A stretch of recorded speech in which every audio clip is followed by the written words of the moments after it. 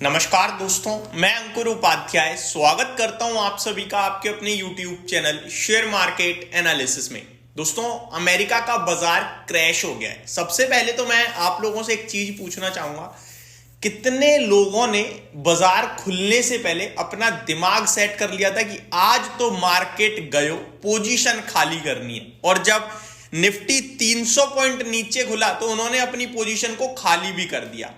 And trust me, ये वो लोग हैं जो कल, परसों और मंडे कह रहे थे कि बाजार 23,500 आ जाएगा, 23,500 आ जाएगा।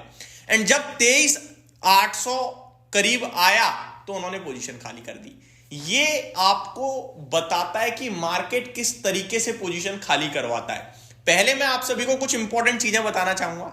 जितने भी लोग 23,500 की उम्मीद कर रहे थे, अब 23,800 23,500 में फर्क कितना है? 300.1% होता है, 1.5% होता है।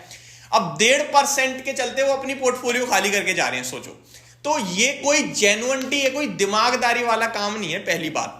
अब दूसरी बात, सवाल ये उठता है, भैया मार्केट आपका 300 पॉइंट क्यों टूट गया? सबको पता है, अमेरिका में गिरावट आ गई, डाउ जोन्स 1100 पॉइंट टूट गया, नेस्डैक इंडेक्स में भयंकर सेलिंग हो गई, S&P 500 क्रैश हो गया, सबको पता है। अच्छा, क्यों गिरा है? ये भी सबको पता है कि फेड पॉलिसी आई, फेड पॉलिसी में कुछ खराब आ गया जिसकी वजह से बाजार गिर गया। अब वो कुछ क्या खराब था, चलिए समझते हैं। सबसे पहले फेड पॉलिसी की बात करें तो 25 बेसिस पॉइंट का जो अनुमान था मार्केट का, रेट कट आया, ठीक था यहां तक। फिर क्यों गिरा भाई?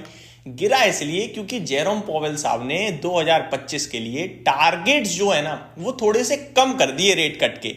फॉर एन एग्जांपल, पहले मार्केट मान के चल रहा था कि भैया 2025 में रेट कट होगा 4 बार, 25 25 25 25 बेसिस पॉइंट्स का, यानी 1% के करीब का पूरा रेट कट आएगा 2025 में। लेकिन जेरोम पॉवेल साहब कहते हैं कि 1% रेट कट नहीं करेंगे हम, 4 बार रेट कट नहीं करेंगे हम करेंगे 2 बार रेट कट, 25 बेसिस पॉइंट और 25 बेसिस पॉइंट, यानी 50 बेसिस पॉइंट्स का रेट कट होगा। और हमारा जो इन्फ्लेशन है ना वो पूरी तरीके से कंट्रोल में नहीं है। इन्फ्लेशन का लक्ष्य भी उन्होंने बढ़ा दिया, पहले 2% का था, अभी वो कह रहे हैं अराउंड 2.4% चल रहा है। एंड इसको कंट्रोल में करने के लिए हमें बहुत मशक्कत करनी पड़ेगी, और यही चीज बाजार को पसंद नहीं आई।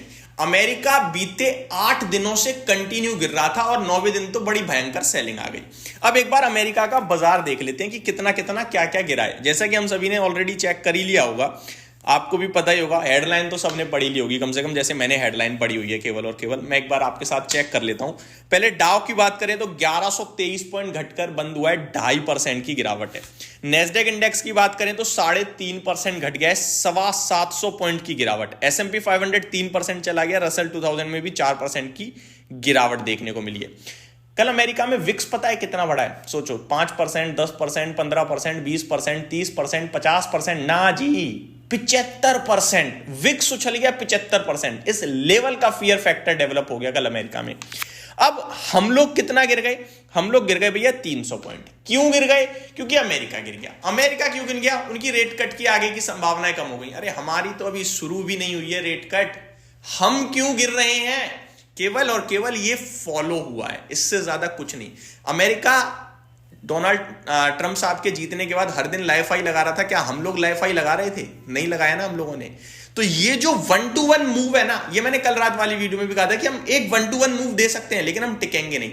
मैं अगेन कह रहा हूं, हम टिकेंगे नहीं। अब यहां पे वो व्यक्ति मार्केट में पोजीशन खाली करेगा जो कल कह रहा था 23,500 आ जाएगा या 23,000 आ जाएगा। जो 23,500 कह रहा था वो 23,500 पे खाली करके जाएगा। यानी कि जो लेवल आप खुद सोच रहे थे आप उस पे बेच के जा रहे हो, उस पे तो खरीदना चाहिए उल्टा। वो सब छोड़ो, जो कह रहा था कि मैं 23,500 आएगा तो लूंगा, अब वो कहेगा मैं 23,000 आएगा तो लूंगा। तो शेयर बाजार किसी के बस की नहीं है पकड़ना भैया कि कहां पे लेना है कहां पे बेचना है। इसमें तो लॉन्ग टर्म निवेशक को एक ही चीज समझनी है, बीच बीच में मेरे को मिलते हैं डिस्काउंट किसी भी कारण से, और उन डिस्काउंट में मुझे लेना चाहिए। मेरे लिए तो 100 बातों की एक बात, भैया बाजार में अब सबसे बड़ा ट्रिगर होगा, वो होगा आपका रिजल्ट सीजन। देखो, कंपनी की अर्निंग सब कुछ बयां करेंगी। बीता क्वार्टर बहुत खराब रहा है, अब क्वार्टर 3 शुरू हो जाएगा जनवरी 15 के बाद। अब वो कैसा रहता है उसके दम पर बाजार को हम ट्रेड करेंगे। अब आते हैं लेवल्स पे। निफ्टी खड़ा है 23,900 के आसपास, 23,930 पे एग्जैक्टली। गिरावट कितनी है भैया? 250 पॉइंट्स के करीब की। अब यहां से क्या जगह खुल गई है? 24,000 के नीचे आप सुबह से ट्रेड कर रहे हो, खराब है। 23,800 ये आपके लिए फुल फ्लैज ओपन है, ऊपर में पैक हो चुके हो आप। 24,200 जल्दी से पार नहीं हो पाएगा आपका, तो जब तक 24,250 के ऊपर आप क्लोजिंग ना दे दो, या 24,200 स्पेसिफिकली, कल हमारी क्लोजिंग थी 24,198 की, जब तक उसके ऊपर बंद नहीं आओगे तब तक तो आप वीक हो चुके हो।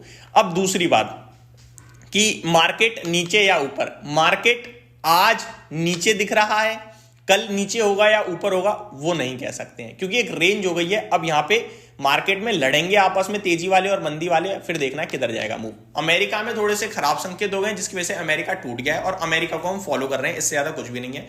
मार्केट्स आज भले ही नीचे हो जाए लेकिन इवेंचुअली ऊपर ही होंगे, तो इस गिरावट को आप बेचने के लिए यूज बिल्कुल मत करना, क्योंकि मेरा सिर्फ एक ही सवाल रहेगा जो भी बेच रहा है, ये जरूर पूछना खुद से कि यहां से कितना गिरेगा जो मैं बेच रहा हूं।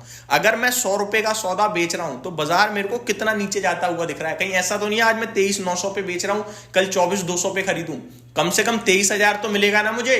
900 पॉइंट तो और गिरेगा ना मेरे बेचने के बाद, तब लूंगा ना मैं, और ले भी लूंगा उस समय या फिर डर जाऊंगा। ये सारे सवाल जरूर पूछिएगा अपने आप से।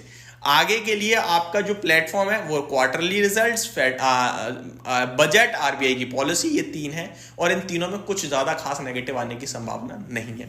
अब बढ़ते हैं दोस्तों मार्केट ब्रेथ की तरफ। सुबह बहुत खराब थी, अभी संभल रही है। 550 शेयर्स पॉजिटिव हैं, 1800 नेगेटिव है, हालांकि अभी भी काफी नेगेटिव है। मिड कैप इंडेक्स 1% नीचे है, small cap 1%, bank Nifty 1.25%, Sensex और निफ्टी 1% नीचे है। कुछ ज्यादा बड़ा पैनिक नहीं है। आज की लिस्टिंग दमदार हुई है, 41% ऊपर दिख रही है दोस्तों, तो बढ़िया है। सेक्टर स्पेसिफिक सब लाल है, फार्मा हरे निशान में है 0.5%, बाकी metal, services, financial services, Nifty bank, auto, media, reality ये 1% नीचे दिख रहे हैं हमें। एनर्जी, पीएसयू बैंक्स में भी ऑलमोस्ट 1% की गिरावट देखने को मिल रही है। एफआईआईज की बात करें तो फ्यूचर्स में कल 1700 करोड़ की सेलिंग, कैश में 1300 करोड़ की सेलिंग, लेकिन डीआईज ने कल दिल खोलकर खरीदा 7000 करोड़ का।